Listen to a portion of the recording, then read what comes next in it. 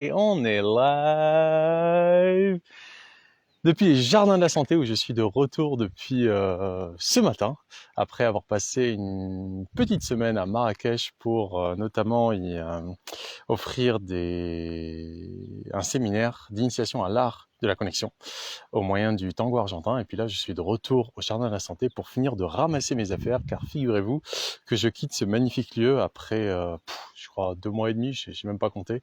On est en juillet, je crois que j'ai dû arriver vers mars la première fois. L'étape 0, c'était en mars, il me semble, et puis ensuite voilà, donc quasiment 3 mois, 3 mois et demi, 3 mois et demi. Et donc j'étais en train de ramasser ma tente, et ce faisant, j'ai eu l'intuition qu'il fallait que je fasse attention aux scorpions. Et grand bien m'en a fait, car au moment où j'étais en train d'observer le sol, en voyant pour le coup euh, des scarabées, il y a un magnifique scorpion qui me pique à cet instant précis. Il m'a piqué sur le pied, forcément, vu que je suis pieds nus, comme d'habitude. Il m'a piqué juste là. D'ailleurs, ça, génial, ça n'a même pas enflé. Ça n'a même pas enflé. J'ai respiré très profondément. 6 respirations entrantes pour activer mon système nerveux orthosympathique. 6 respirations.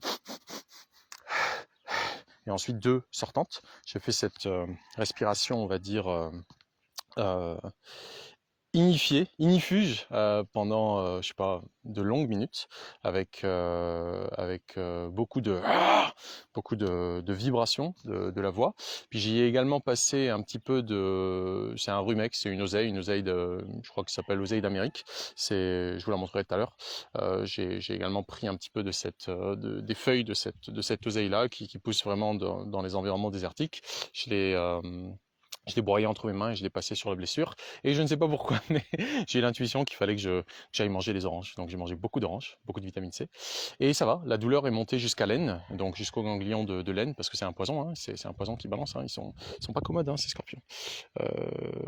Et puis c'est passé, quoi. Je vous le remontre. Pas commode, quoi. Hop, est-ce qu'il va me suivre là? On dirait pas. Mais ouais, pas commode du tout. Donc il était sous la tente qui était posée depuis 2 bons mois, parce qu'au début j'avais une autre tente. Et puis, ah ouais, voilà. Il réagit, quoi. C'est vraiment pas commode comme animal. Ça se laisse absolument pas faire, hein. Et il a fallu de pas grand-chose. Pardon, je t'embête plus. Il a fallu de vraiment pas grand-chose, un tout petit moment, où je me suis dit, attention, scorpion. Et je n'ai pas été assez attentif et il m'a frappé. Enfin, il m'a tapé. Et tant mieux car ça ne m'était jamais arrivé. Et quelque part, j'avais l'intuition que ça allait arriver, que j'allais me faire piquer par un scorpion. Et c'est formidable parce que du coup, je sais ce que c'est et c'est pas si grave que ça. En tout cas, celui-ci, il est pas très grave. Et je sais qu'avec la respiration, on peut faire énormément de choses. Il y a Wim Hof qui en est Wim Hof, si vous le connaissez, on l'appelle également dit Iceman.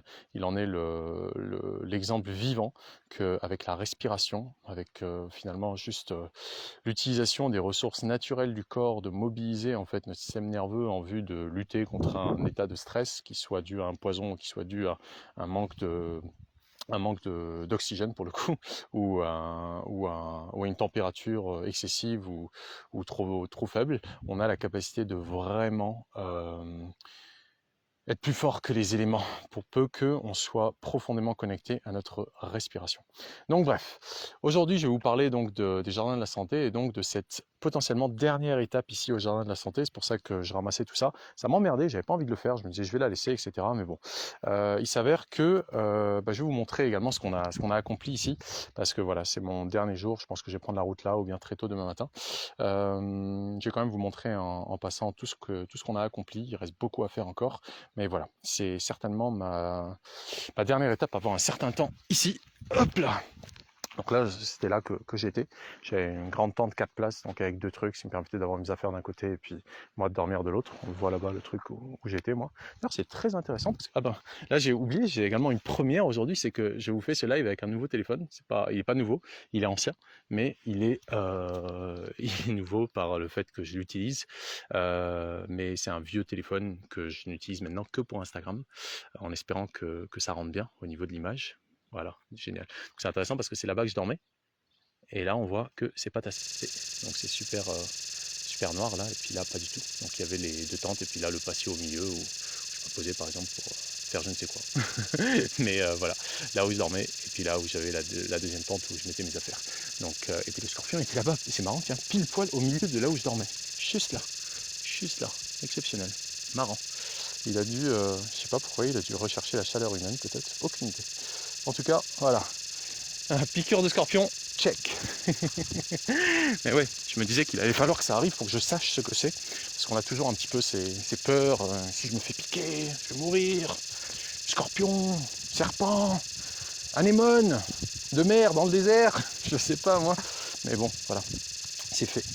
Alors, je vais vous montrer un petit peu ce qu'on a accompli. Parce que voilà, effectivement, si je reviens plus ici pendant un certain temps, bah, autant que je vous montre un petit peu ce qu'on a fait.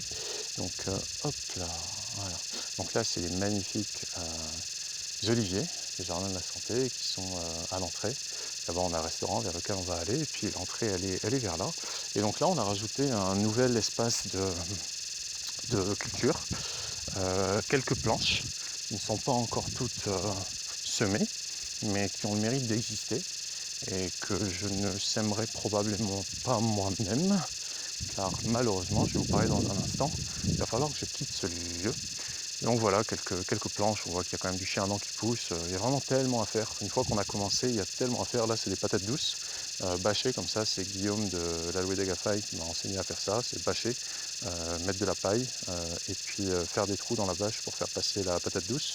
Il y en a un certain nombre qui sont morts, mais il y en a un là qui subsiste.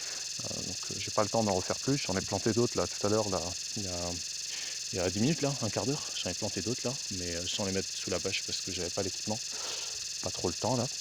Et donc on en a fait d'autres là, des planches de culture ici, là, juste en face des jardins. Donc ça c'est une. Ça c'est une. Ça c'était une courgette que j'avais cueillie juste avant de partir à Marrakech, mais que j'ai laissée dans la voiture et qui a commencé voilà quoi, à se ramollir. Donc je vais la laisser là pour qu'elle se composte toute seule. Ça va retourner à la terre. Et donc voilà quoi, un magnifique plant de pastèque là qui est en train de prendre sa place. Magnifique plant de courgette là, très intéressante d'ailleurs cette courgette parce qu'elle court, contrairement aux autres courgettes. Il me semble que c'est une courgette, peut-être que je me trompe, je ne sais pas. Les courges se ressemblent tellement toutes.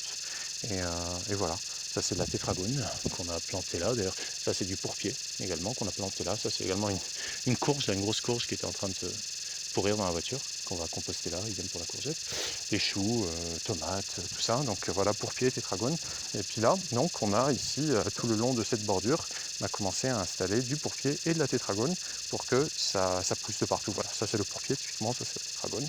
Pourpier et tétragone, dès lors qu'il y a un petit peu d'eau, ça devient énorme et c'est génial dans les jus, ça, ou même en salade.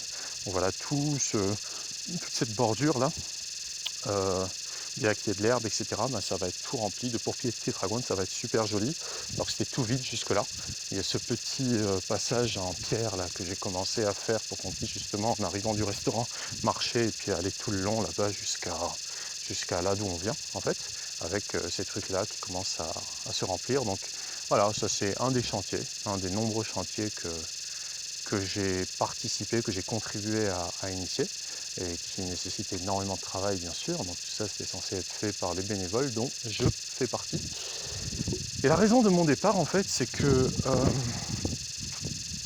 le monde dans lequel on vit est un monde de faux semblants où les individus se soumettent en croyant qu'ils n'ont pas d'autre choix. Je suis respectueux, je suis plutôt, je vais pas dire bien élevé, mais je suis plutôt correct, j'estime être quelqu'un de plutôt correct, de plutôt juste, mais il y a un truc que je ne tolère pas, c'est l'autoritarisme. Et ça depuis toujours, depuis tout petit, depuis que vraiment, depuis que je comprends, depuis que je comprends que certains trucs sont pas justes. Par exemple, je me souviens d'une maîtresse à l'école, je devais avoir 4-5 ans, qui m'a dit, je lui ai demandé un truc, elle m'a dit va voir la bibliothèque si j'y suis. J'ai été à la bibliothèque, il n'y était pas. Qu'est-ce qui se passe? C'est pas juste. Donc depuis que je comprends que les gens peuvent être injustes, j'ai du mal avec l'autoritarisme, j'ai du mal avec l'abus, j'ai du mal avec tout ça. Et donc, avant de vous en dire plus, laissez-moi juste vous montrer un petit peu ce labyrinthe là, qui était là déjà quand je suis arrivé, où il y avait déjà de la tomate, tout ça. On a rajouté des courges slawi, là, vous regardez ce truc là qui est en train de monter, là aussi. et surtout là-bas. Et regardez-moi cette magnifique courge. Ça s'appelle donc une courge Taoui ou comment ça s'appelle encore courge longue de Sicile ou je sais pas quoi, longissima, courge longissima. Et c'est impressionnant parce qu'il y a une semaine, ce truc-là, donc un peu moins d'une semaine, quand je suis parti là vendredi dernier, elle était toute petite quoi. Elle était vraiment comme ça, elle était comme celle-là. Pourquoi elle est montée quelqu'un a dû la faire monter. Regardez-moi celle-là là aussi, là, énorme, énormissime. Ouais, celle-là, comment elle a fait pour monter là-bas? Elle descendait, hop, descend petite, hop, voilà. Elle était comme ça. Donc elle était vraiment comme ça. Et ça, c'est en l'espace d'une semaine. Même pas une semaine, quoi. 6 jours. Donc là, il y en a de partout. C'est énorme les courges Taoui. J'adore. Ça pousse super vite, c'est bon. C'est excellent. Donc là aussi, un magnifique poivron, là, qui est en train de. Il est super à l'aise, là. Il est super. Ah merde, pourquoi elle s'est cassée, elle? Comment ça s'est produit, ça? Ça s'est cassé à cause du poids, on dirait. Là aussi, ça se casse à cause du poids. Ah bah merde. Bon, ben, ça va faire des poivrons à déshydrater. Je reviendrai plus tard. Bref, voilà. Là, on a paillé de partout. On a doublé au niveau de l'irrigation pour que ça irrigue de partout. Désormais, en fait, on n'arrose plus en journée. C'était un truc qu'ils faisaient avant, qu'ils arrosaient en journée. Voilà des magnifiques petites courgettes là. C'est d'ici que j'avais pris les courgettes de là d'ailleurs. J'avais pris les courgettes là, que je vous ai montré, que j'ai mis à composter. Donc ça pousse super rapidement ces courgettes et c'est génial. Et là d'ailleurs on voit, je crois que ce sont des melons. Voilà, magnifiques melons. Pas je crois, je sais que c'est des melons. Donc ils sont en train là de pousser, qui seront certainement prêts dans peut-être un mois, je crois. J'en sais rien en fait, j'en sais trop rien. Mais ils sont pas prêts encore. C'est certainement pas la semaine prochaine qu'ils le seront. Par contre les courgettes, elles le sont. Les courgettes là, aïe, ça pique. Hein. Ouh, ça pique vraiment les feuilles de courgettes. Voilà. Donc voilà, on a amélioré, on a tout paillé, on n'arrose plus en journée et tout pousse à fond parce que voilà, c'est paillé, donc l'humidité reste constante et on peut planter tout plein de trucs. Là, il y a en principe, il doit y avoir des radis ici qui ont été plantés, je ne les vois pas pousser d'ailleurs. Mais voilà, on a fait un paquet de trucs. Il y a bien évidemment le potager en carré à la française, là, selon la technique d'Anne-Marie Nagé-les-Seine, hop, qui est déjà bien lancé. Il y a encore beaucoup de semis à faire, je vous montre. Il y a du coup cette infrastructure là qu'on va mettre pour mettre une canisse par-dessus avec ces trucs là pour qu'on puisse recouvrir pour lorsqu'il va faire super chaud et beaucoup de soleil en fait, pour pas que les cultures sèchent parce que ça peut être extrêmement rude ici en été, comme on peut le voir là sur ces fèves. Waouh, les jolies fleurs, magnifiques fleurs. Donc voilà, ça peut être extrêmement rude en termes de d'ailleurs ça va, c'est un peu humide, mais ça aurait peut-être besoin d'être arrosé. Les zoyas sont encore pleines, donc il y a de l'eau, ça va. J'ai mis au point un nouveau système pour arroser. Je n'ai pas encore eu le temps de l'implémenter, mais en tout cas le matériel. Ah, regardez-moi toutes ces fourmis, incroyable. Qu'est-ce que vous voulez? Allez-vous-en. Du balai. Donc ça va être en fait des petits tuyaux comme ça. Il faut juste que je prenne le temps de le faire. Donc des petits tuyaux au lieu qui est le système là. Ah, tiens, voilà. Ils ont commencé à le faire les gars, mais c'est pas du tout au point. Pas ça du tout. Parce que j'ai dû les briefer rapidement avant de partir là vendredi. Et en fait ça va être ça là, au lieu qu'il y ait ça, on va brancher ce truc là avec le tuyau qui passe et qui rentre là par un trou comme celui-ci. Hop, qui rentre par un trou là, comme ça. Mais il faut que le tuyau soit un peu plus long. Et donc ça va directement remplir à l'intérieur. Il en a fait qu'un à Binjit, le gars qui est dans les jardins ici depuis 15 ans. Ça fait 15 ans qu'il est là. Donc c'est ça l'idée en fait, tout simplement. Et donc c'est Guillaume encore de la Louée d'Agafaï qui m'a inspiré cette solution. Donc ici au Jardin de la Santé, ils avaient que du tuyau de 16 mm comme ça, et puis j'ai pu en trouver là via un mécanicien, même pas dans les trucs d'irrigation, là, tout ça d'agriculture. Je peux trouver un tuyau comme ça de 8 mm, je crois, c'est du 8 ou du 10, avec ces petits trucs là que j'ai pris d'un truc d'irrigation aussi. Donc voilà, il y a des solutions, tout s'améliore, ça va être de mieux en mieux, il va y avoir de plus en plus de cultures, etc. Mais voilà, en ce qui me concerne, moi je dois partir, et en fait je dois partir pour la bonne et simple raison que il y a ce qu'on appelle des caïds. Vous voyez, vous connaissez le terme en français caïd. On on dit caïd, il fait son caïd, ou c'est un petit caïd, je ne sais quoi. En fait, ça vient de l'arabe, ça vient de l'Empire ottoman. Le caïd, c'est un fonctionnaire qui a le rôle, disons, de judiciaire, administratif, presque policier, je ne sais quoi. C'est un peu un gars à tout faire, mais c'est un notable. Voilà. C'était, je pense, pour donner un statut aux gars des tribus, pour leur, voilà, dans le cadre d'un empire, à l'échelle de l'Empire ottoman, pour que les notables des tribus, les gens, les hommes un petit peu riches, un petit peu influents, se sentent valorisés, quoi, qu'ils aient un statut. Et donc ça existe au Maroc sur le plan administratif, un caïd, et donc on a un caïd de ce coin ici, de la comment on appelle ça encore, de la municipalité ou de la commune plutôt de Mjat, ça s'appelle Mjat. Là ici le coin où on est, c'est à côté de Gmessa, et donc Gmessa relève de Mjat. Et donc ce caïd, depuis environ 3 ans, ici, là, ce lieu, les Jardins de la Santé, semble avoir besoin d'une sorte d'autorisation. Pourquoi? Parce que les terres là, que vous voyez ne sont pas titrées. Ce sont des terres que donc le docteur Cyril Gacon, qui est donc le propriétaire de ces lieux, a acheté, mais il les a achetés auprès de quelqu'un d'autre qui était lui-même donc titulaire de l'autorisation d'occuper ces terres. Tout cela étant à titre, on va dire, pas forcément en ayant un titre de propriété, mais en ayant un titre une autorisation, quoi. Une autorisation d'occuper les lieux. Tiens, regardez, ça c'est des concombres. Voilà. Magnifique concombre, on leur a fait là, des paniers là, pour qu'ils puissent grimper tout autour. Ça aussi c'est des concombres. Normalement on devrait leur mettre une petite canisse là, pour qu'ils puissent monter. Et je pensais qu'on l'avait fait, mais on l'a pas fait, donc il faudra que je le dise aux gars. Toutes ces terres là en fait, elles appartiennent pas au docteur Cyril Gacon. Il n'y a que le droit de les occuper qui lui appartient, ou en tout cas au Jardin de la Santé. Et ce qui se passe, c'est que depuis environ 3 ans et quelques, 3-4 ans, il y a un dossier qui traîne, qui serait justement censé être un dossier d'autorisation, alors que le droit d'occuper les terres a déjà été obtenu, mais une sorte de dossier d'autorisation où il faudra... Oh là là, regardez-moi ça aussi, comme elles sont, je sais pas si on voit là, ouais on voit, oh là là, regardez, 1, 2, elles sont super grosses d'ici, on les voit là, les corches là, oui, on l'avait pas vu celle qui était derrière. Incroyable. Et donc ils sont censés payer tous les mois, chaque année plutôt, une sorte de droit d'autorisation, une sorte de droit pour occuper les terres qui se chiffrerait à environ 2000 dirhams. Voilà, 2000 dirhams par an par hectare. Et ça, c'est un truc qui a priori ne s'applique qu'aux étrangers, aux gens qui ne sont pas du coin. Voilà.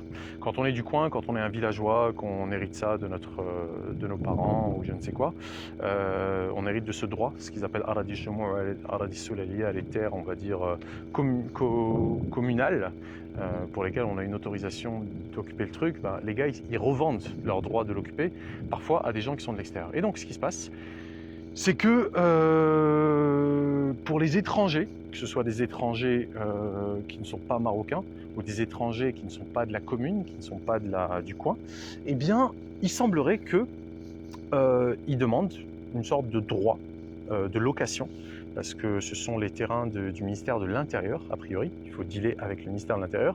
Ils demandent un droit d'occupation du terrain, même si tu es propriétaire du droit, tu dois quand même le louer au ministère de l'Intérieur. Auprès du ministère de l'Intérieur, ils te reconnaissent comme étant toi celui qui est autorisé à occuper le terrain, mais tu dois quand même leur payer un droit de location qui se chiffre a priori, d'après ce que j'ai compris, 2000 dirhams par hectare par an.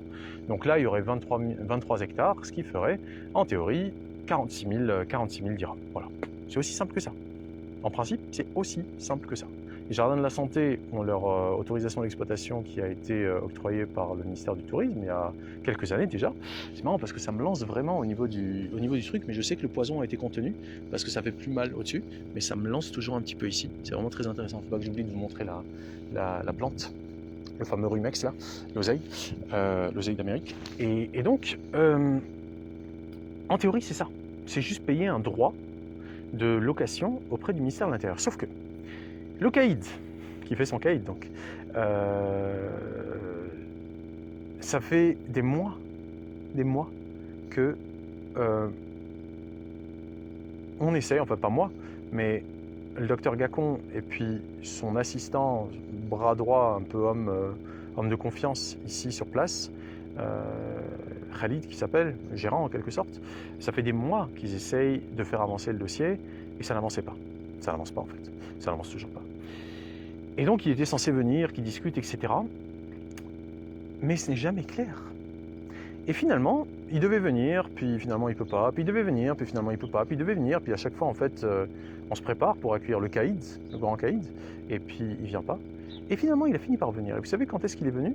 Il est venu lorsqu'il y avait eu deux vaillants bénévoles d'origine africaine, l'un camerounais, je pense, et l'autre centrafricaine, deux jeunes hommes formidables, vraiment formidables, Arido et Emmanuel, qui étaient là avec Alain et Marie-Christine, qui sont deux retraités français, deux amis retraités français qui sont d'Agadir, avec qui on est venu ici la première fois, avec qui on a commencé tout ça, avec qui on a commencé, Alain et moi, à faire ces... maintenant j'oublie en fait que j'ai une caméra qui me peut montrer derrière, avec qui on a commencé à faire ces planches de culture, là, de potager en carré à la franco-marocaine. On a créé, entre guillemets, ce modèle ensemble avec Omar, le maçon des jardins. Voilà, on a bossé ensemble, on a vraiment fait tout ça ensemble, initié tout ça ensemble. Eh bien, Alain et Marie-Christine, il y a 2 mois, un truc comme ça, ou 1 mois et demi, sont partis d'ici en jurant qu'ils ne reviendraient jamais. Pourquoi? Parce que Khalid est là. Et Khalid s'est vraiment comporté d'une manière avec eux qui n'est pas juste. Et pourquoi? Parce que le caïd s'est comporté d'une manière qui n'est pas juste. Selon les lois, disons, de la bienséance humaine. Mais selon les lois de l'administration, on va dire, qui s'appliquent aux personnalités juridiques, il semblerait que c'est tout à fait normal, t'es un sans-papier, t'as pas le droit de rester dans ma circonscription.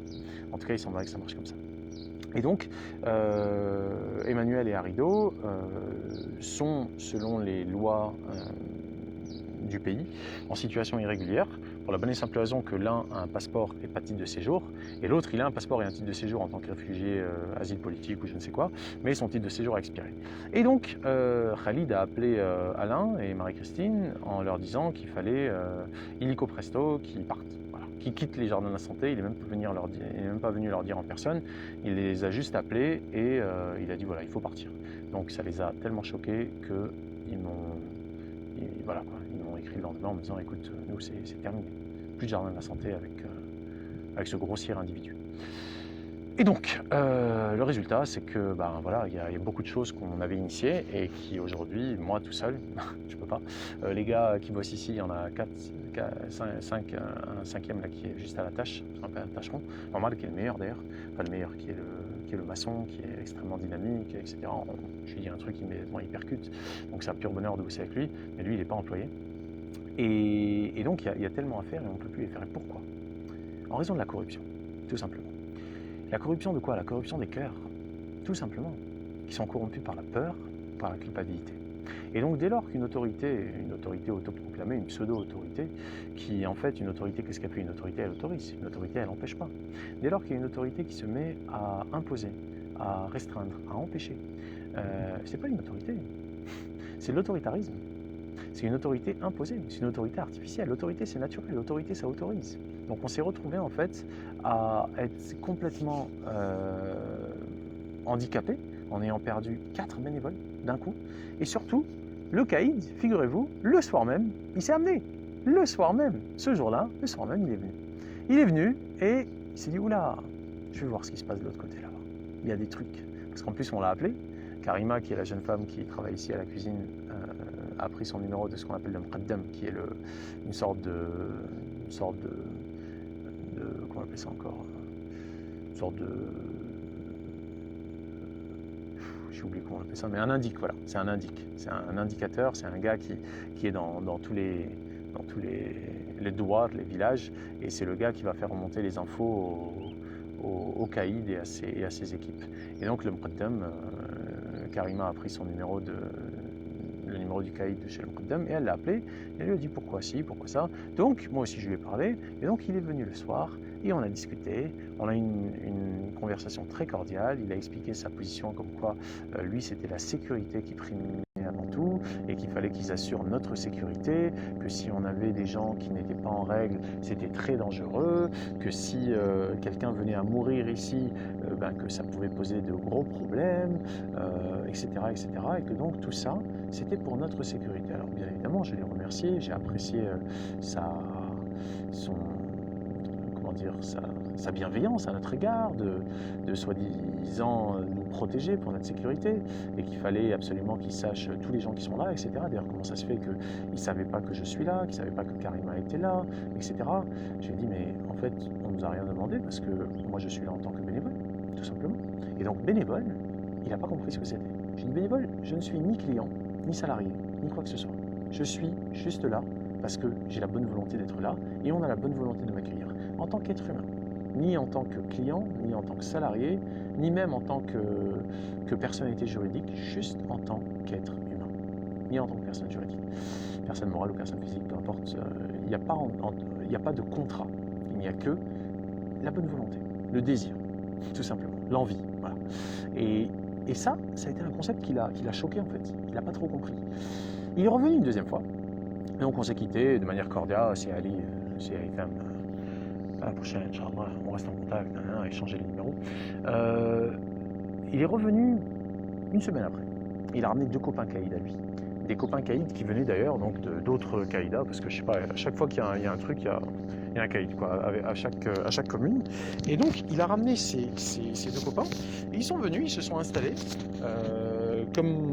comme des clients. Et donc ils sont rentrés sans prévenir, ils se sont installés comme des clients, et on leur a servi à manger, etc. Ils ont demandé s'il y avait une télé. On leur a dit non, qu'il n'y avait pas de télé. Donc ils ont sorti leur téléphone et ils ont regardé le match. Il y avait un match de foot apparemment. Et voilà, quoi, comme tranquillou, on rentre comme dans un moulin. Et donc on a encore un petit peu discuté. Il ramenait ses copains pour faire un tour là. Pas de mal particulier à cela, n'importe qui peut venir, s'il veut venir prendre un verre, manger un truc, il n'y a pas de souci. Mais voilà, on a encore un petit peu discuté, et là, il semblerait qu'il ait fini par se faire une idée à mon sujet. Selon Khalid, donc on s'est requitté dans des bons termes, et donc selon Khalid, on va dire le gérant de ces lieux, selon Khalid, le caïd aurait estimé que je suis un individu extrêmement dangereux, qui va devoir signaler à la DST, la direction de surveillance du territoire, si je ne quitte pas les lieux. Et que donc, pour obtenir l'autorisation, ou en tout cas régularisation, parce que lorsque j'ai fini par essayer de comprendre qu'est-ce que c'était qui nous freinait, parce qu'en fait c'est surtout, j'ai une caméra, faut pas que j'oublie ça, voilà. C'est surtout en fait pour agrandir, pour permettre de faire une salle ici couverte, pour avoir un truc au-dessus, que du coup il y a besoin d'une autorisation a priori pour pouvoir continuer à construire l'infrastructure. Et donc cette autorisation, quand j'ai essayé de comprendre qu'est-ce que c'était, d'ailleurs on était juste ici, je me souviens quand on avait cette conversation, quand j'ai essayé de comprendre qu'est-ce que c'était, il m'a dit mais en fait il ne s'agit même plus d'autorisation, il s'agit de régularisation. De régularisation, semblerait-il, pour toutes ces années d'irrégularité. Voilà, c'est ça dont il s'agit. C'est encore une fois une affaire d'argent, bien évidemment. Bien évidemment. Et donc, lorsque le caïd s'en est allé, et que quelques jours plus tard, Cyril m'envoie un message en me disant « Oula, on a un souci à Issam, je viens d'avoir le caïd avec Khalid, et ils veulent que tu partes. Ils veulent que tu partes parce que a priori, le caïd, il estime que tu es, voilà quoi, c'est clair, dangereux. dangereux. Eh bien, j'ai compris, en fait, tout simplement, que ce système matriciel, qui a vocation à nous maintenir prisonniers, en nous soumettant à des autorités extérieures qui semblent légitimes, mais qui en fait sont illégitimes parce qu'elles s'imposent. Une autorité, ça autorise. Une autorité, ça n'impose rien. Et lorsqu'une autorité a vocation à protéger, une autorité a vocation à libérer, une autorité, parce qu'elle est légitime, on lui accorde naturellement de l'autorité. Naturellement. Pourquoi? Parce que c'est dans notre intérêt. Mais lorsqu'elle s'impose, lorsqu'elle empêche, lorsqu'elle est arbitraire et qu'elle ne tolère rien d'autre que sa loi, ce n'est pas une autorité. En tout cas, ce n'est pas une autorité légitime. C'est un manque d'autorité naturelle qui s'impose par de l'autoritarisme illégitime. Et donc, d'un commun accord avec Cyril, pas forcément avec Khalid, parce que pas évident de communiquer avec lui, qui a des choses extrêmement figées justement du fait de cette corruption par la peur et par la culpabilisation, qui sont des choses qui ne me concernent absolument pas. Donc pour moi, c'est extrêmement compliqué de communiquer avec, d'interagir avec des individus qui carburent à la peur et à la culpabilité, parce qu'ils veulent soit vous faire culpabiliser vous, soit qu'ils sont eux dans une posture de culpabilisation. Et donc, j'ai compris effectivement que point de salut à part le départ. Et donc, d'un commun accord avec Cyril, on a décidé que j'allais prendre le large pendant quelques temps, histoire de voir est-ce que cette histoire d'autorisation / régularisation avec le caïd allait avancer. Le caïd, en fait, qui est un petit caïd, hein, les gars, ils font leur caïd, mais en fait, ils n'ont d'autorité que celle que leur confère l'État. Et ils en font souvent un petit peu plus que de rigueur, pour la bonne et simple raison qu'il y a la corruption des cœurs, mais également il y a la corruption qu'on connaît tous, celle de l'argent, tout simplement. Donc ce n'est pas clair, et ce n'est pas clair certainement parce qu'il y a cette volonté que ça reste pas clair, qu'il y ait ce clair-obscur, où on ne sait pas trop, où l'information n'est pas complète, où on ne sait pas est-ce qu'on a le droit, est-ce qu'on n'a pas le droit. Et donc le moyen de pression est celui-là, voilà, je ne sais pas si je vous l'ai dit, le moyen de pression est celui-ci, c'est si cet individu, Aïssa Moubala, reste au jardin de la santé, avec ce statut bizarre là de bénévole, de je ne sais quoi, eh bien vous n'obtiendrez pas votre autorisation / régularisation. C'est tout. Voilà. Donc avant c'était rien, maintenant c'est ça. Déjà que les deux jeunes hommes là, qui étaient bénévoles, qui partent immédiatement, c'était ça le truc, là tout de suite ils doivent partir. Ensuite c'est Aïssa Moubala aussi, ça fait une dizaine de jours tout ça, hein, et j'ai bien évidemment ni peur, ni je ne me sens coupable, et d'ailleurs c'est précisément la raison pour laquelle j'en parle publiquement, parce que pour moi la meilleure manière de se protéger, entre guillemets, c'est d'être parfaitement intègre et transparent. Si on n'a rien à se reprocher, on n'a rien à cacher, comme on dit. Pour moi, le fait de parler de ça ouvertement, on dit bien, on ne lave pas son linge sale en public. Moi, je n'ai pas de linge sale. Je n'ai absolument aucun linge sale. Tout ce qui m'arrive, je peux en parler. Tout. Je n'ai rien à cacher. Donc, si quelqu'un se sent blessé ou trahi parce que une parole publique dérange, qu'ils prennent la parole également publiquement. Car lorsqu'on se retrouve face à un excès d'autoritarisme et que le rapport de force est déséquilibré, on ne peut pas faire résonner une autorité qui s'impose. On ne peut que s'en référer, entre guillemets, à l'opinion générale. Exposer les choses au grand jour et laisser chacun se faire son opinion, sa propre opinion. Donc moi c'est comme ça que je procède, dès lors que j'ai affaire à comme j'avais pu le faire au Carrefour, comme vous l'avez vu pour certains il y a 1 an et demi maintenant, le temps passe, plus d'1 an et demi. Voilà, j'ai juste présenté les faits, voilà ce qui se passe, voilà ce que font les vigiles, voilà ce que font les policiers. Faites-vous votre idée, tout est clair.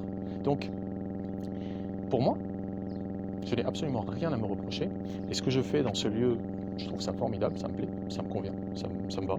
J'ai pas besoin d'argent pour faire ça. C'est développer ces potagers en carré. D'ailleurs, c'est pour ça que je suis allé à Marrakech, c'est pour ça que j'ai offert à la base les ateliers là, de tango. C'était pour aller chercher de la chaux, pour qu'on puisse terminer ces trucs, qu'on puisse réparer ça là qui est abîmé, et aller chercher de la chaux pour pouvoir faire ça. C'est pour ça en fait.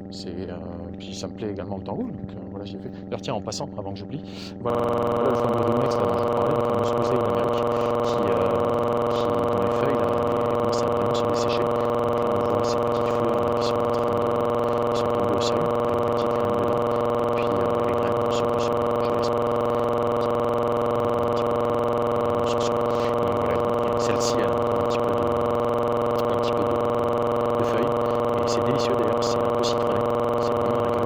Donc j'ai pris les feuilles entre mes mains, je les ai broyées, je les ai passées sur mon pied, et ça me fait l'affaire.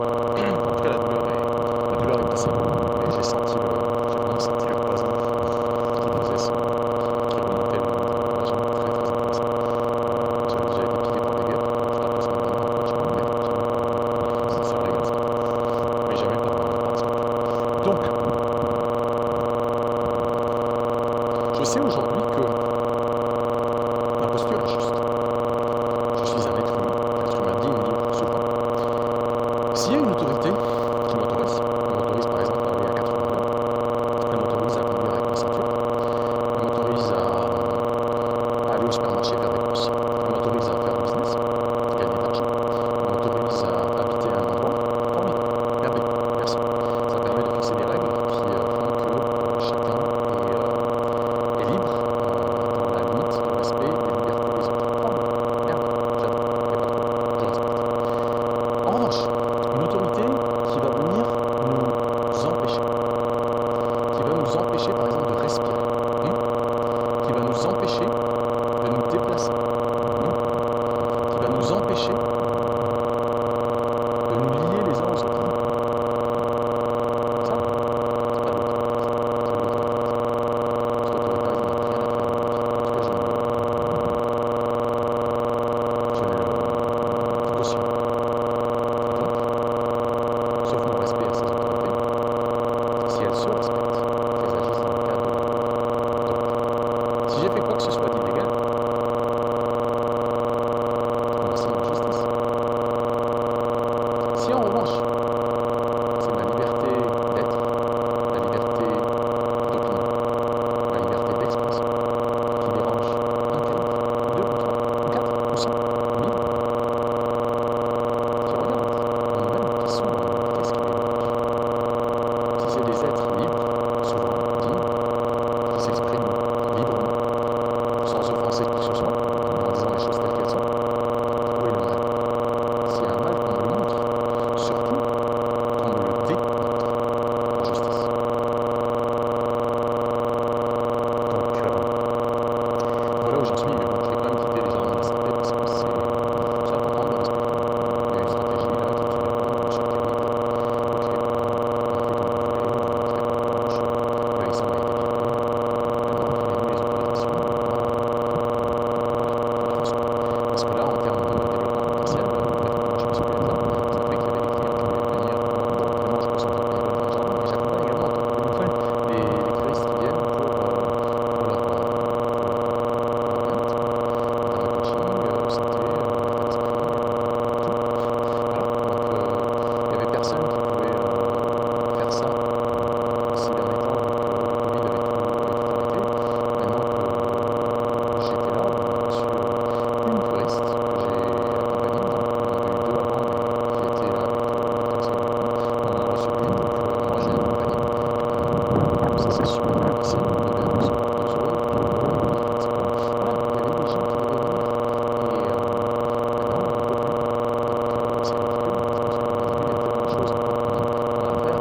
On doit faire un bassin d'irrigation pour pouvoir faire monter l'eau là, qui monte par le solaire plutôt que d'arroser en journée. Parce qu'on a arrêté d'arroser en journée, c'est devenu un truc qu'on ne fait plus, on n'autorise plus ici. Parce que c'est du gaspillage. Lorsqu'on arrose en journée, on a 90 à 95% de l'eau qui s'évapore. Enfin, même pas qui s'évapore, qui n'est pas absorbée par les plantes. À peine 5% arrive aux racines, donc c'est ridicule. Donc là, voilà, il y a toute l'eau qui arrive là, qu'on peut utiliser là pour ici faire du compost, à base de fumier et de grange broyée. Et là-bas, en principe, on devrait faire un bassin. Donc ça fait partie des raisons pour lesquelles je devais ramener la chaux. La chaux, c'est un camion, c'est pas juste ça. Et justement, c'est ça qu'on m'a ramené parce que justement, quand j'ai été ce matin, la chaux avait augmenté en prix. Donc j'ai laissé juste ramener un camion d'ailleurs. Mais voilà, il y a ça, il y a plein de trucs. On est en train de faire des terrasses. Maintenant, on a terrassé. C'était une pente comme ça, comme là, comme on peut voir. Et on a terrassé là-bas avec de la paille. On est en train de pailler de partout en faisant des terrasses. Donc, pour pouvoir faire des cultures tous les pieds des vignes. Il y a plein de choses à faire de cet endroit-là. Le la pépinière, on a considérablement amélioré. Il y avait quasiment tout ce qui se faisait dans la pépinière qui brûlait parce que voilà, il n'y avait pas de bac comme ça. Là maintenant, il y a des bacs. Avant, il n'y avait pas de bac, c'était comme ça. Quand ils arrosaient, c'était juste comme ça. Donc ça, on l'a construit justement. Sinon, c'est ma matière préférée. Oula, qu'est-ce qui s'est passé ici? Il va y avoir une fuite. C'est donc voilà, on a fait ces bacs-là pour que les petits plants puissent garder une certaine humidité quand on arrose. Donc on peut arroser directement comme ça maintenant. On ouvre directement, on arrose directement en racine si on le souhaite. Comme ça, le substrat reste toujours un petit peu humide, avec un petit peu d'eau comme ça. On arrose en surface et l'eau du coup ne coule plus. Donc on a mis ça en place. Voilà, il y a ces magnifiques et hyper importants arbres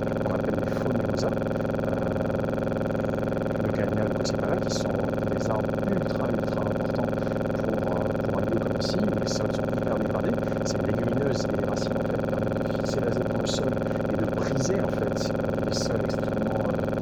Ah ouais, waouh! Ah ouais, sacré truc ici. C'est pour ça, d'accord, ça arrive. Ça s'est déclaré là en mon absence. Parce que je suis parti quasiment une semaine. Donc, alors je me dis, bien, je sais pas si je vais la voir parce que je suis censé partir ce soir en fait. Je suis censé partir ce soir. Après avoir fini de ramasser ma tente et mon évidence. Donc voilà, il y a ça aussi qu'on a fait, un endroit pour ranger les graines. Il n'y avait pas tout ça. Donc on a fait des petits rangements là. Je n'ai même pas fini d'ailleurs de ranger les graines. On a plein de compartiments. On peut même doubler les compartiments comme ça. On a essayé de faire ça, voilà, par exemple ici pour les graines de coriandre, comme on en a beaucoup, et ben on a ouvert le compartiment. Et donc on peut faire ça pour. Donc c'est hyper ingénieux. Il y a 320 petits compartiments comme ça. Donc on va pouvoir mettre toutes nos graines. C'est un bordel ici qui était juste jeté. Et puis voilà, il y a plein de choses encore à faire. Mais bon, pour l'instant, je ne vais pas le faire. Et c'est pas grave, je vais me consacrer à autre chose. Mais, ah tiens, les betteraves, on va devoir sortir. Bientôt, je pense qu'elle est prête à sortir. Elle devrait la sortir. Donc, il y a énormément de choses à faire. Et en fait, le point de blocage, ce qui empêche l'humanité d'avancer, c'est la corruption. La corruption à l'extérieur éduque à la corruption à l'intérieur. C'est-à-dire tant qu'il y a la peur, tant qu'il y a...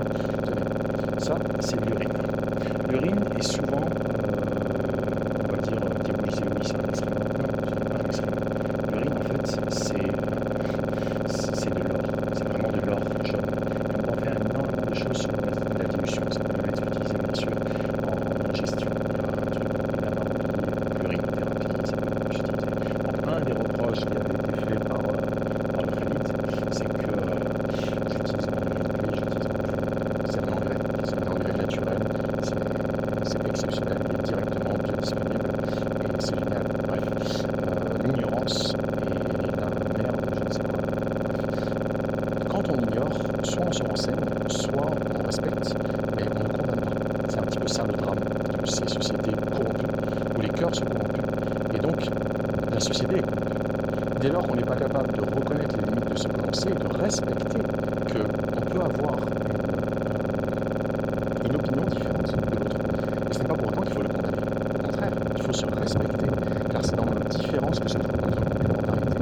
Et donc, il y a de la corruption dans cette société. Pourquoi? Parce qu'il y a de la corruption dans les individus.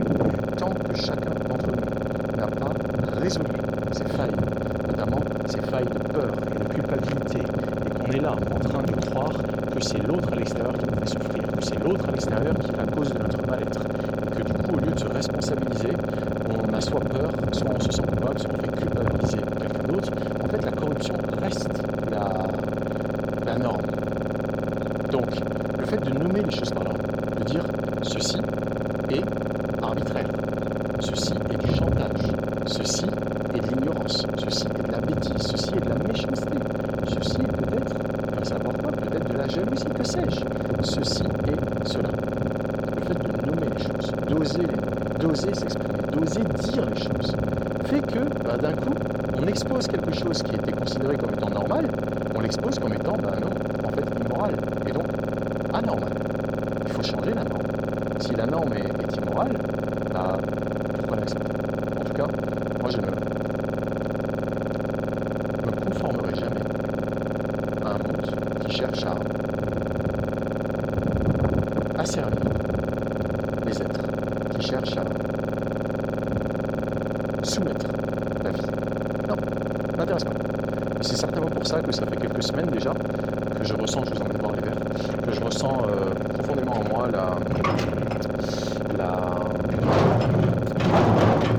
comment dire, ouais, l'urgence de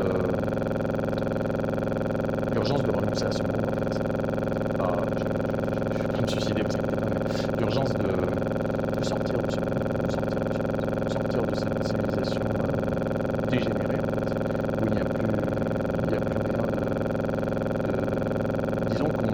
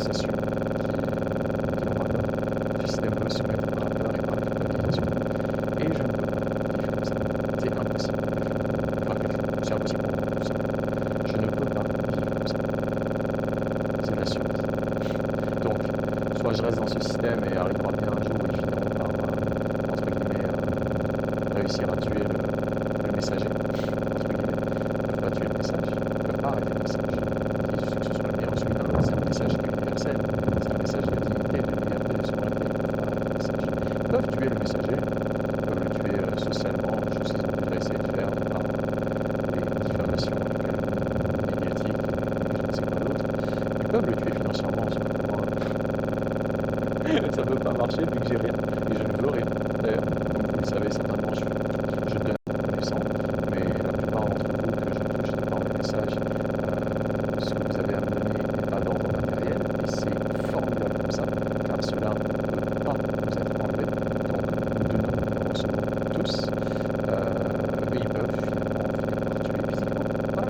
Donc moi ça ne m'intéresse pas d'être dans ce monde où on doit se préoccuper de sa survie. Pourquoi? Parce qu'on ne nous autorise pas à vivre. Je préfère.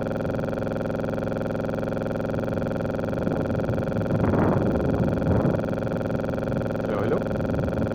Ah, on avait été coupé. Je disais, je préfère encore aller dans un environnement qui n'est pas dit civilisé, où, entre guillemets, ma vie peut être en jeu à chaque instant, mais je peux vivre et non pas survivre en ayant l'impression que c'est ça ma vie. Donc, c'est autre chose, mais très honnêtement, je préfère encore me confronter à la difficulté de la nature et à l'importance de comprendre ma nature à moi pour m'adapter à la nature que avoir un collectif de paix. Et aussi l'ignorance, la méchanceté, un manque d'intégrité et de l'autoritarisme. Ça ne m'intéresse pas, et l'intégrisme. On passe. Bref, on va en dire un peu plus. Allez, je vais monter vers. Donc ça avance. Commence à y avoir une très belle population, vraiment. Ils sont nombreux, il y en a quasiment partout. Je sais pas si je peux les regarder aussi. Est-ce que je peux? Oui, je peux. Ah non, les lumières utilisées par une autre application. Je me disais, une autre, bah tiens, je vais en profiter pour vous montrer mon vieux téléphone là qui commence à me. Je sais pas si on peut bien vu. Mais ouais, il m'est bien utile, là, c'est avec lui que je me connecte. C'est par sa connexion, mais ouais, l'écran commence à même se soulever. C'est hyper intéressant parce que, voilà, je sais pas si ça se voit là, mais j'arrive à l'ouvrir désormais. Je pense qu'il lui reste plus beaucoup de temps, je ne sais pas. En tout cas, il a bien morflé, mais il m'est vraiment utile. Donc c'est avec lui que je me connecte, mais grâce à cet autre téléphone.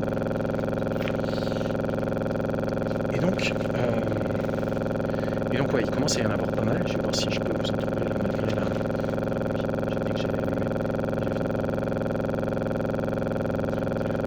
hop, voilà. On va procéder comme ça. Voilà.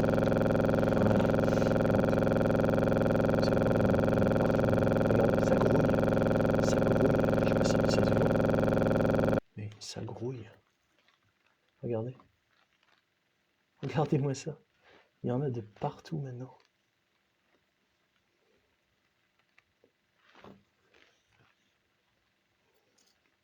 Il y en a des tout petits, des bébés. Regardez. Ah non, ça s'en est pas un. Mais il y en a des tout petits, voilà. Là, il y en a un encore. Là, il y en a un. Il y en a de partout. Il y en a de partout. Alors qu'il n'y avait rien du tout à la base. Enfin, il y en avait peut-être une cinquantaine que j'ai dû réussir à récupérer depuis. Salut Myriam! Myriam qui a été bénévole au Jardin de la Santé. Ce qui nous a été reproché d'ailleurs également. Bref, peu importe. Voilà. Donc, vous en voyez, là, il y en a de partout des vers. Donc, je suis très heureux quand même d'avoir initié tout ce que j'ai initié. Je savais bien que c'était pas forcément pour moi que je le faisais, parce que j'ai pas vocation à rester indéfiniment à un endroit. Je suis plutôt du genre nomade, moi, à changer d'expérience, à faire plein de trucs. Mais voilà, c'était important de faire de mon mieux pour que ces jardins de la santé soient. Regardez comme ça grouille, ça grouille, ça grouille, ça grouille. Puis ensuite, ils s'enfoncent dans la terre, on les voit plus. Mais il y en a de partout. Oh, c'est incroyable. Ah, ça, c'est un bébé. Enfin, un bébé, il y en a des bien plus petits. Il faut savoir que les vers, une fois qu'ils sortent, ils sont autonomes sur tout. Ils n'ont pas besoin d'être accompagnés par leur maman ni quoi.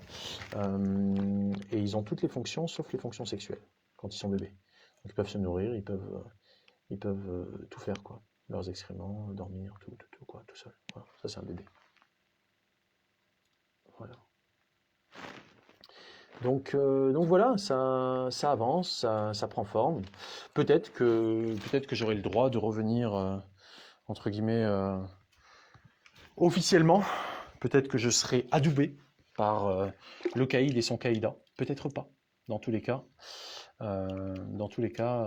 ça ne change rien à qui je suis et à ce que j'ai le droit de penser, de dire, de faire dans la mesure du respect que j'ai pour autrui, notamment pour la volonté d'autrui, qui ne s'impose pas à moi par autoritarisme, mais par autorité naturelle, comme l'autorité naturelle du docteur Cyril Gacon, que je respecte et que j'apprécie énormément.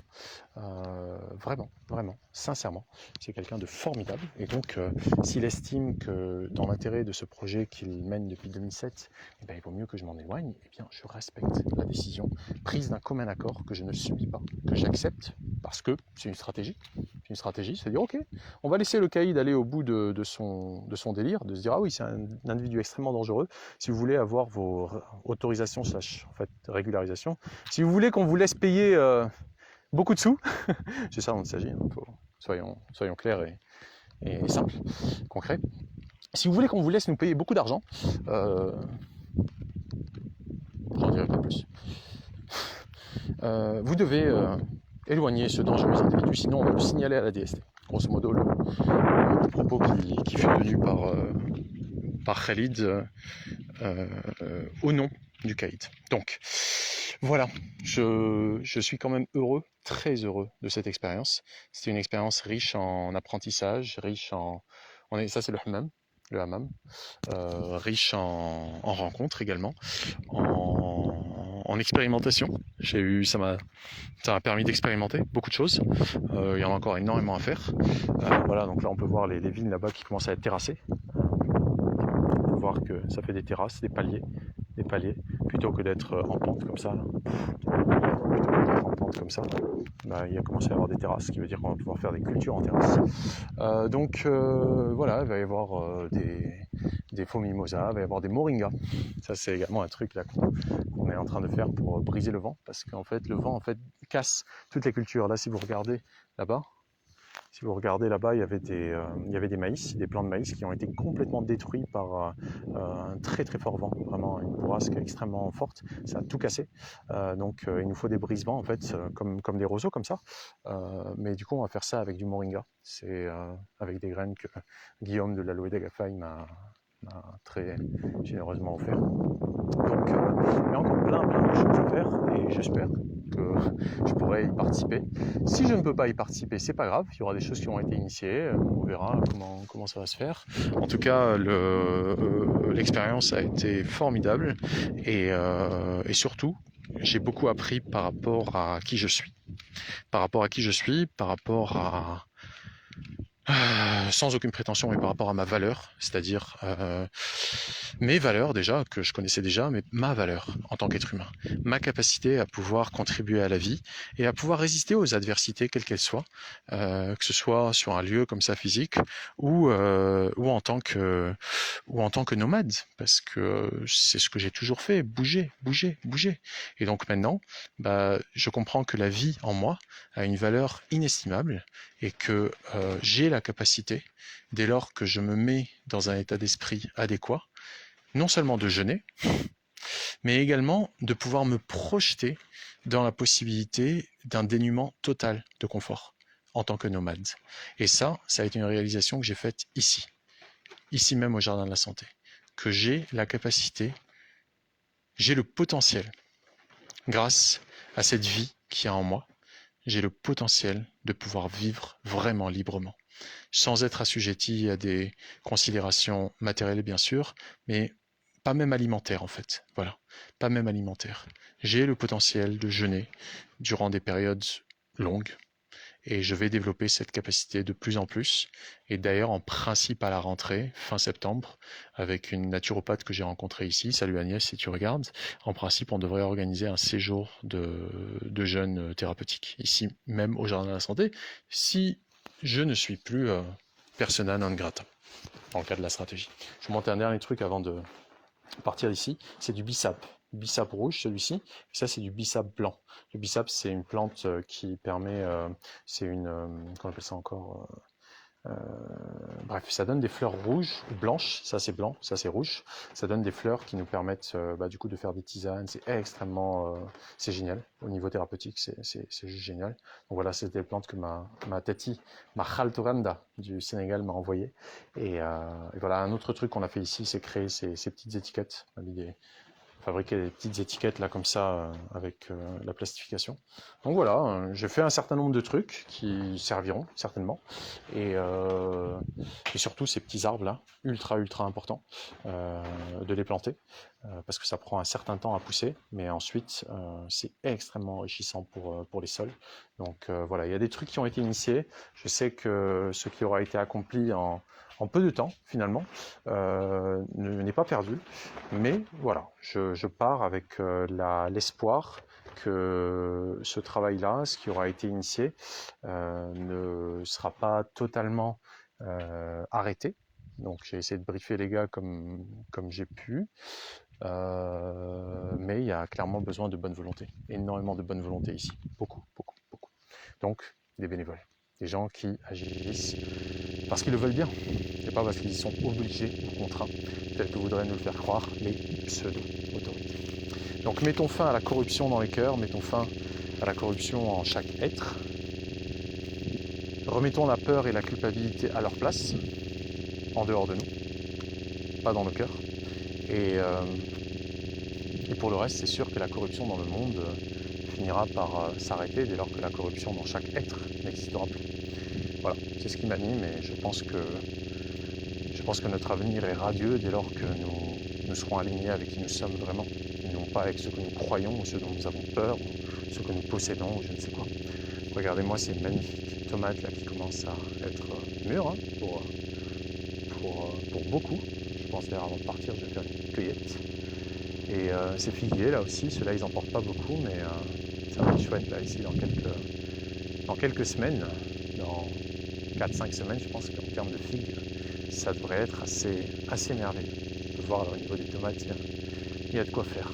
Donc voilà, ça manque un petit peu juste de...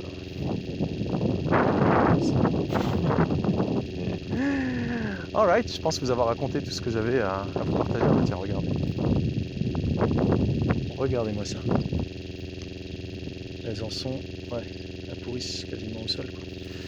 Donc, il va falloir faire une petite cueillette. Ouais,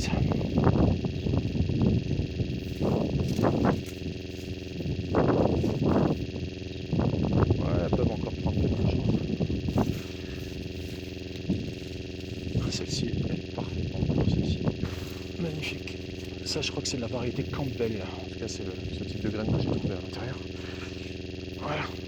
Ah, les fourmis, elles sont coriaces. Regardez ça. J'ai à peine marché au-dessus et elles sont déjà partout sur moi. Allez-vous-en. Voilà. Donc là, c'est là qu'il y aura plein de moringa. Ici. Plein de moringa là, qui vont faire tout le tour pour faire un brise-vent. Et là aussi, là en haut, en bas aussi. Donc il y a pas mal de trucs à faire. Et il y aura des oyas entre les moringas, ou devant les moringas plutôt. Une oya tous les 3 moringas.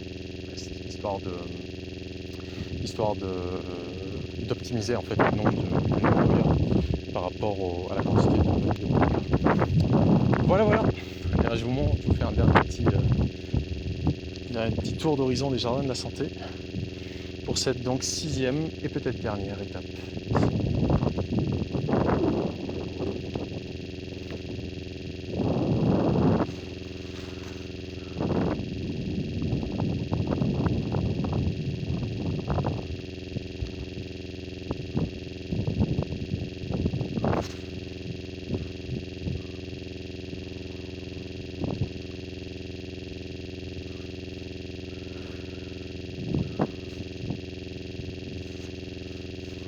Super chouette restaurant là-bas.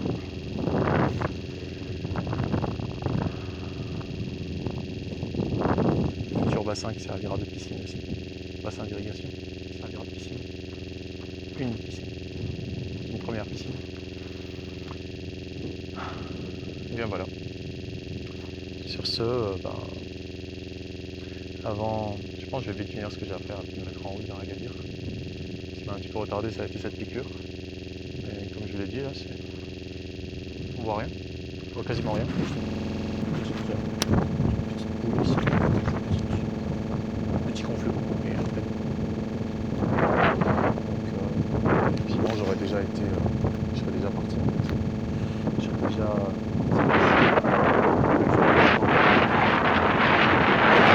réglé.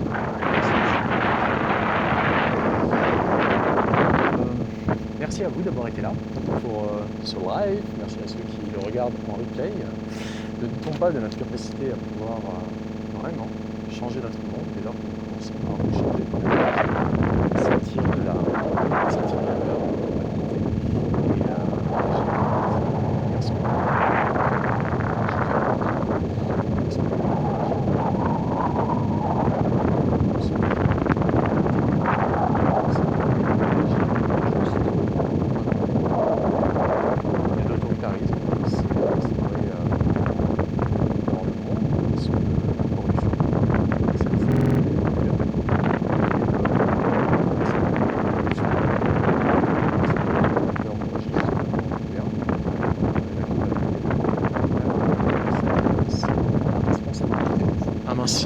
c'est le son, pardon. Dès lors qu'on n'accepte plus que la corruption nous gouverne par la peur et la criminalisation, en fait, on a toute l'attitude pour agir avec responsabilité, avec humilité, certes, mais avec responsabilité, et décider de répondre avec courage à partir du cœur. Voilà. Le vent est fort, ouais. Donc oui, je rentre chez moi, enfin chez mes parents, ouais, je rentre chez mes parents. Et puis ensuite, je vais planifier avec différentes salles de danse ou de yoga à travers le Maroc des séminaires d'initiation à l'art de la connexion. Je vais consacrer un petit peu de temps à ça cet été, continuer à faire des trous à travers cette chape d'illusionnisme et de... Allez, allons pas trop loin dans les explications, parce que ça risquerait d'être mal compris, mais juste essayer de laisser passer un petit peu la lumière, tout simplement. Voilà. Donc je vais me consacrer un petit peu à ça cet été, et certainement aller faire un tour dans 2-3 écologes encore, certainement chez Néo bien sûr, et peut-être à la Loué d'Agafay, aller y passer un petit peu de temps avec Guillaume et Béatrice, et voilà, aller découvrir d'autres lieux. Et surtout, continuer à explorer le vivant en moi et autour de moi. Voilà. Autour de moi, bien sûr, mais en moi, avant tout. Voilà. Magnifique soleil. Et j'espère que la vidéo rend bien, maintenant que j'ai un téléphone qui me permet de faire front and back.